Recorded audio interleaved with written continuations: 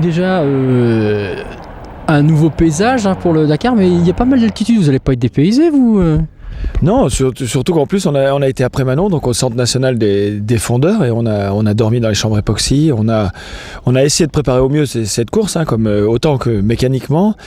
Sur les hommes, on s'est entraîné pas mal, on a fait beaucoup d'endurance cette année.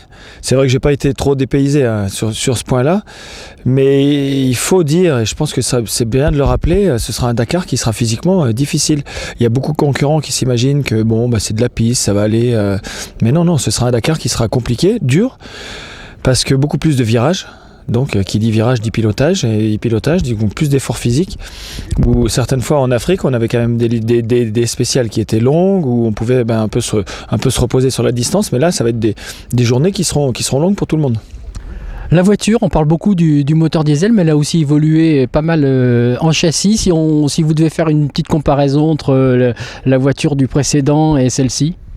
Le châssis, il est bien né, celui-là. Pour l'instant, on a fait les 17 000 km d'essai, donc on a vraiment découvert une voiture qui, avec un empattement plus long, se comportait mieux dans tout le rapide. On avait souvent cet effet de kick, de rebond de l'arrière sur l'ancienne génération. On a beaucoup travaillé avec les amortisseurs pour essayer d'avoir une voiture qui soit le plus confortable possible. Et on a essayé de se diriger, bien sûr, vers la performance, etc., mais en gardant une certaine performance, beaucoup travaillé sur le confort. Le confort, c'est quand même bien sur des longues étapes au niveau de la résistance physique. Si on est moins secoué, ça va être pas mal, et donc on préserve aussi, en étant peut-être un tout petit peu plus souple, beaucoup de parties mécaniques. Mais donc c'est une voiture qui est bien née. Je dirais pas l'inconnu, mais le gros changement pour nous, c'est surtout le moteur. Donc avec un moteur diesel, on a gagné beaucoup de couple, on a gagné une certaine puissance différente bien sûr d'un moteur essence. C'est un gros changement, mais en tout cas en performance pure, on a gratté. Donc on n'a pas encore de comparaison directe avec la concurrence, mais j'espère qu'on sera dans le match. À ce niveau-là, moteur essence, moteur diesel, est-ce qu'on change les habitudes de pilotage? Et puis il y a quand même peut-être un avantage, c'est que c'est peut-être plus reposant au niveau du bruit dans l'intérieur de la voiture sur une grande journée de spécial. Ah, exactement, dedans le bruit est tout à fait différent. On est repassé nous sur des LED pour de shift pour changer les vitesses, parce que on était un petit peu perdu, dépaysé, surtout que c'est des voitures qui sont bruyantes au niveau cailloux et projection contre la voiture. Donc au niveau moteur, on était quelquefois à l'oreille complètement dépaysé. Mais c'est vrai que sur une journée complète, même sur une course, au niveau mal de tête, concentration, etc., c'est bien mieux.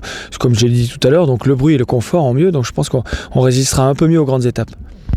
De votre point de vue plus personnel, le fait d'aller hors Afrique, de découvrir autre chose, est-ce que la motivation est différente ou pas? Comment vous abordez cette course? La motivation, elle est toujours la même. La motivation, elle est double, triple. Je pense que tout le monde veut gagner ce premier Dakar en Amérique du Sud. Ça, c'est déjà une première belle motivation. La deuxième, c'est de le gagner en diesel. Je pense que là, c'est un challenge qui intéresse technologiquement beaucoup de monde, beaucoup de marques aussi. Et je pense que Mitsubishi, on aimerait bien vraiment être les premiers à gagner en diesel. Et puis le troisième, c'est de regagner tout court. Je pense que j'ai eu la chance, donc avec Gilles, on a fait 2 fois l'As Pampas Rally. Donc il y a 4-5 étapes où on connaît en gros les caractéristiques du terrain.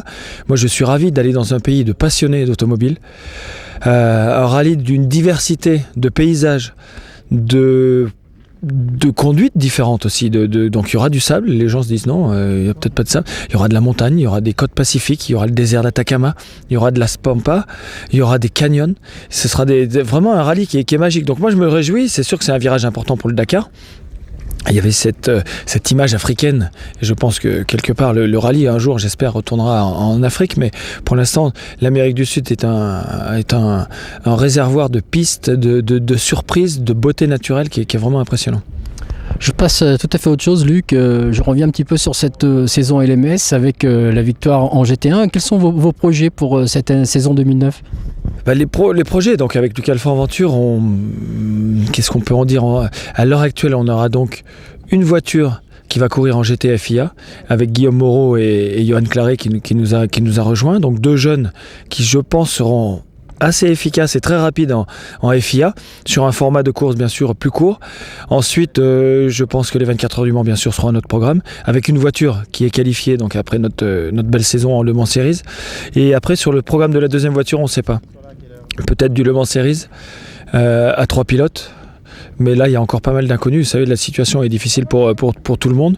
Bon, le team continuera à exister, c'est déjà ça. Donc nous, on n'a pas vécu le pire, mais je pense qu'il faut réduire un peu la voilure, se tenir un petit peu à carreau, essayer de trouver des bonnes solutions pour réduire un tout petit peu encore les coûts. J'ai vu que là, donc, la journée de test a été supprimée pour Le Mans. On risque de raccourcir aussi les week-ends du Le Mans Series.